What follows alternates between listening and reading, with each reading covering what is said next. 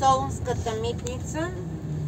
След малко вдясно от нас Термическия залив, пристанището, крайбрежната улица. Намираме се в идеалния център на Солун. Вляво от нас ще останат централните сгради, площади на Солун, където ще дойдем пеша по-късно при пешеходната разходка. Солунска митница пред нас. Сме наляво.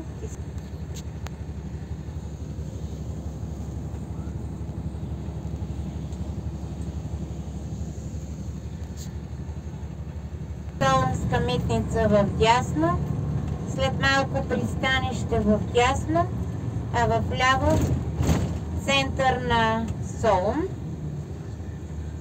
В далечината не се вижда от мъглата.